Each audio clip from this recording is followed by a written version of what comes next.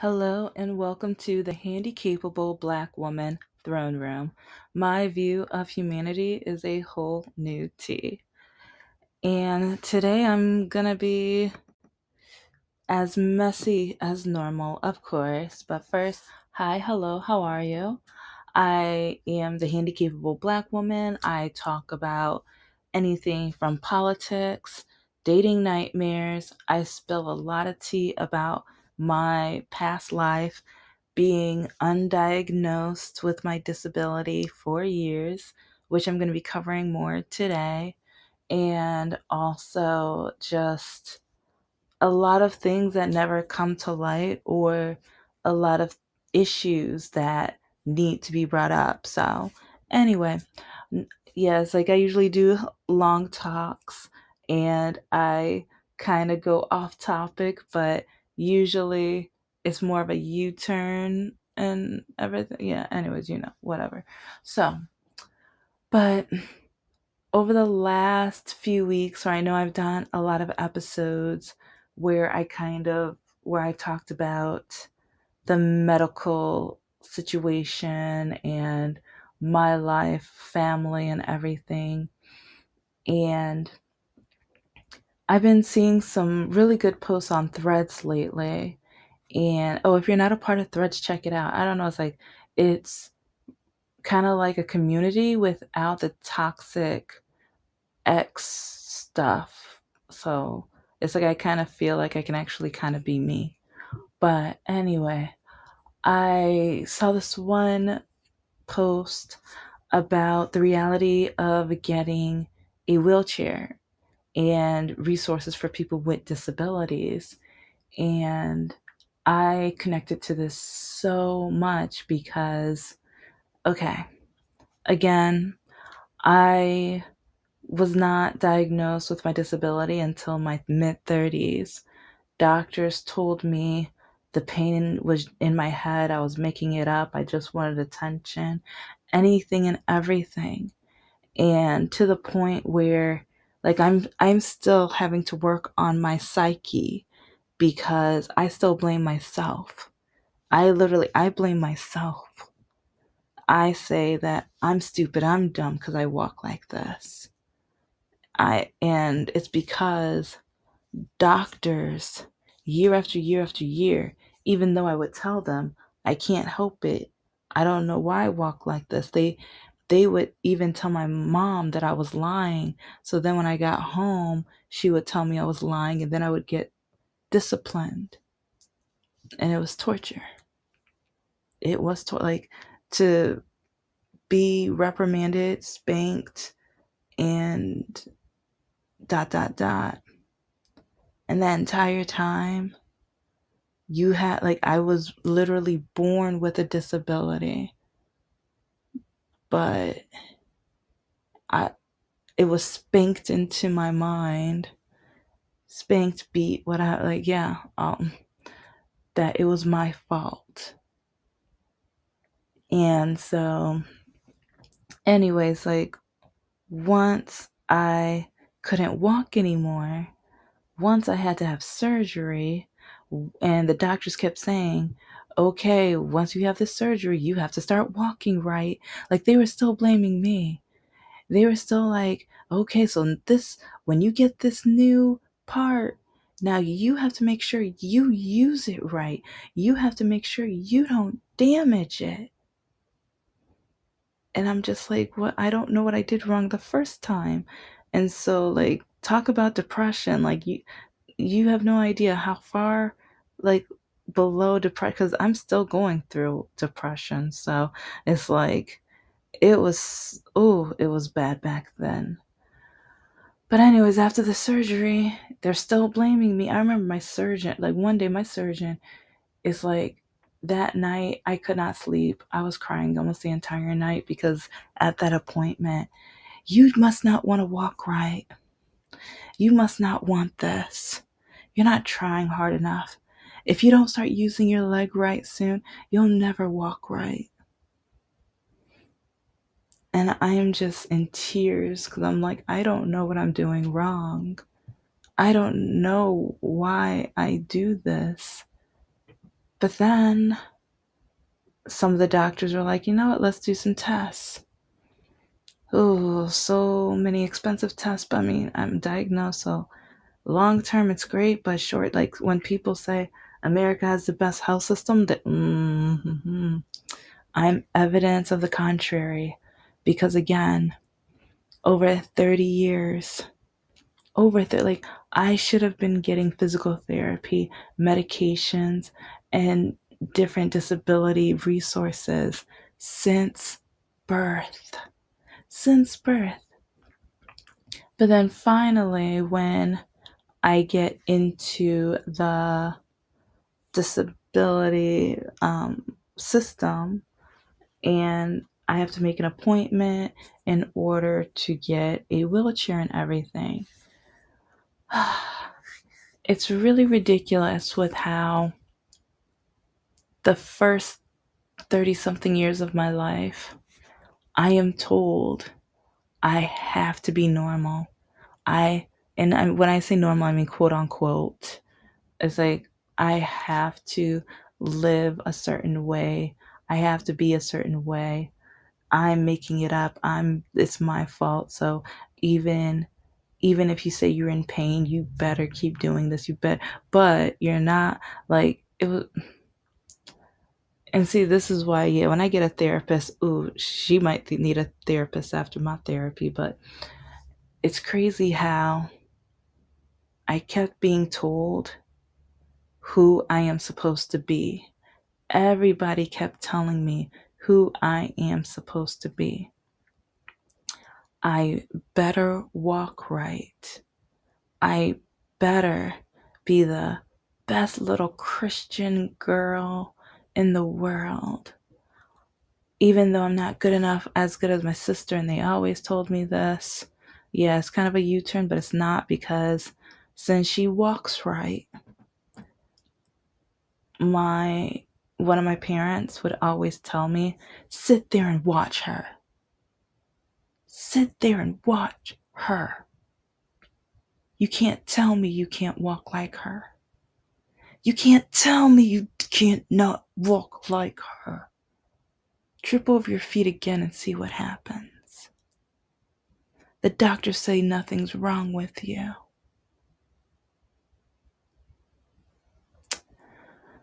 So this is why I started doing my series on my villain, and my sub-villain was my parents. But then I have, like, every villain has their story, and every villain, they think they're doing, like, it's so twisted. Not, well, the Joker's kind of a different story, but it's like with a lot of the villains, they're in pursuit of something. And yes, it seems off, or it seems it's not right with how they're doing it, but they're trying to get to the right thing, even though they know it's not the right way. Or, yeah. And so I would always be compared to somebody without a disability, not knowing that I have a disability. So then my self-esteem, self-worth was plummeting. And so then going to college, I tried to make sure I had enough education as humanly possible in order to get a job. But then trying to get the job, and I'm going to go back to the disability, like there's a reason. Trying to find a job was so hard because they would see me walking. Why do you walk like that? And the crazy thing is, my minor is in business. Sometimes I wondered, like, okay, if you're hiring someone for a marketing position and you see that they have a minor in business, you know that means they took the HR class, right? And I did pretty well in my HR class, but it's like I would have gotten an A in the I think I had a B plus, but I would have got, oh, I was so frustrated. I would have gotten an A, but now I know I have a learning disability. But at the same time, like midterms and finals, those were like the hardest parts for me. I always had to figure out which tests I had to risk because trying to memorize, trying to study was so hard, so hard. And so sometimes I just wonder what kind of GPA would I have had if I had the right resources for my disability, if my professors would have known that I just need assistance, I just need more time, or just whatever. Sometimes and that's why, like, I will never forget Oakley University because, like, I told them about what was going on at my house. I was telling them, like, what was going on with me, but no one believed me. But at the same time, since I wasn't diagnosed, they were just following their protocol. They thought I was a liar. They thought I was making it up. They thought I was just making up excuses. So to me, they are my villain or another sub villain. But it's because the doctors would not listen to me. The doctors who portrayed me as a liar. So the doctors made sure everyone else around me thought that I was a liar. Whenever I tried to speak out, it always either got back to my mother, and then my mother would make sure those other people would be told that I was nothing but a liar. And that's why it's so frustrating now. Because again, I there were some classes I gave up on. And I mean, I tried really hard, but I get like I know it's oxymoronic, but I would study, but I would already know in the back of my head this wasn't going to be a successful class. I would go to the professor for help, but inside I already gave up because part of me was just like, I don't know why I can't remember this. Like, some of the students are just verbatim just saying these facts like snap of a finger, and I can't, and I don't know why, and I feel really dumb. I felt so dumb. And that's one reason, like, when I started my master's, I was scared, but at the same time I'm like, I have to.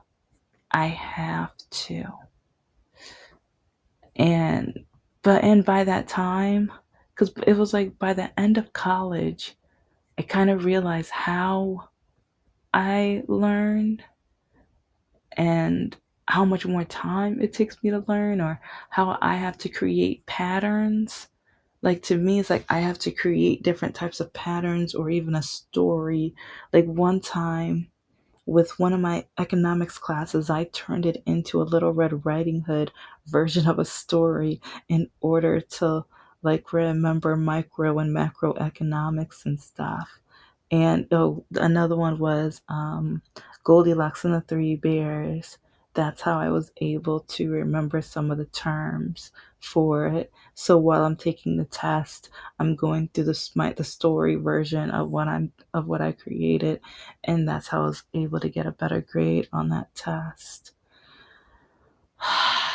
And I did that with a lot of my classes. I had to turn them into stories. And so for grad school, that's when I kind of learned how I learn.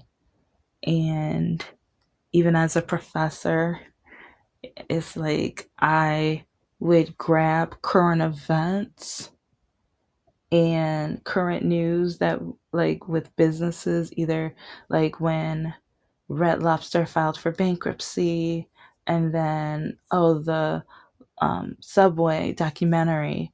Oh my gosh, it's like there's two or three documentaries that I kind of switch around, or sometimes I show one class like two out of the three and everything. But Subway's history is fascinating, and so I'm able to take the information from the textbook and, like, talk to my students about how, like, Starbucks or McDonald's or Subway, like, have interacted with these terms. And I have students who, it's crazy how later in the semester they will mention another business and like, did isn't that this? And oh my gosh, I'm like a cheerleader. Like, I'm so bubbly, and I'm like, oh my gosh, yes, yes, yes, yes, yes. And then I'm excited because now they remember the term because I gave them a business to connect it with. So now when they see another business going through the same thing, that they connect it and they're able to break it down and even like some of the differences. And then sometimes they ask me about another thing with that business. And I'm like, oh, that is because they got another stream of income. And so since they have that other stream of income, that dot dot dot, and oh, I love it, I love it, I love it. But then I just kind of wonder if I had the right resources. It was like, or if I could have a class, like that's one reason why I teach the type of class I wish I had. I teach the kind of class that I would have been able to soak up the information because I never had that. Everyone was acting like something was wrong with me or it was my fault, but they blamed me because you're normal, nothing's wrong with you. And when I say normal, it's quote unquote normal.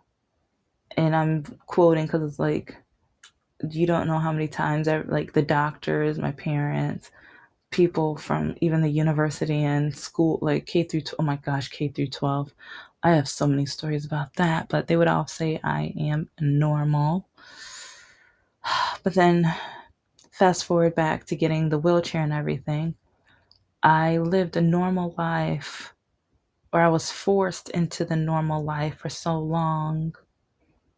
And I was adapted to the normal life, even though I was in pain, literal pain. 2019, if you knew how much pain I was in, like that was at the inner city school, walking the hall, like sometimes I was in tears because I was in so much pain. But the doctor that I saw earlier that year told me, go home, go home and lose weight. And I'm gonna have the video on that too. I'm gonna have a series on him. I'll blur out his name and maybe his eyes or whatever, but oh, I'm showing him. I I went to him and I was in so much pain. And he dismissed me. He acted like I didn't matter. He acted like he did not care. He could care less. So, but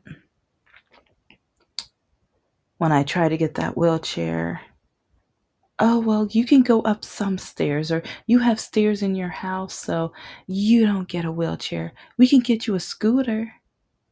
Yeah, but what about when I go back to work? Like, because I work part time as an adjunct, but I wanted to get back to full time because, independence and salary. And I have 3 degrees and three certifications. I am able to work. I mean, with my disability, when I work. So part of me is just like, maybe my hours can be like, I don't know. I'll figure it out when I get to that level. But I want to work. I want to get out there. And also, I want to go to the library. I want to go to bookstores. I'm writing my books and publishing. I'm starting my own business. So that means I need to go out there and network and meet people. And I just want to be like, I'm an extrovert. I've turned more into an introvert because of how people stare at me, judge me, look at me, point at me, laugh at me. Because, yeah, the students at the college I teach at, oh, you do not know. I'm gonna have a few top 10 of the ignorant, disgusting things they've said about me, or even sometimes they come up to me. Oh my gosh, did your husband beat you? Is that why you walk like that? A student at that school literally came up and oh, or did a car run over you? How many times did it run over you? Ooh, but then people get scared of diversity, equity, and inclusion being taught in the classrooms. But we have generations in college currently, right now, saying some disgusting, awful, despicable things. And they have no problem. They think it's funny. And then I'm trying to get my freedom. And then our health system. Like, even though I want to go out in public, but I don't want to go out in public. Meeting ignorant people who have the nerve to say stupid, and I have a right to say it's stupid. because that's disgusting, it's stupid, it's just, ooh. But it's like I still want the option to be able to go out there. But then with America's health system, they only will help you so you could be at home. Like they only give you resources for at home. For at home. They act like we can't work. They act, and then some people say, well, you guys don't want to work anyway. You guys want to be lazy anyway. And if you listen to my episodes, that one date, he's on the spectrum. Like, it's not because he's on the spectrum, but it's funny how he has a disability too. And we spoke for 3 or 4 months. He kept saying how wonderful and beautiful and amazing I am, and that he was going to be like my boyfriend, like all this other stuff, whatever. But then once he met me, you just need to stay home. You don't need to be in public. You don't need to go out. And it's like, I use a walker. Like, what? I use a walker and you're putting me like, so I want my freedoms. I want to be able to be in public.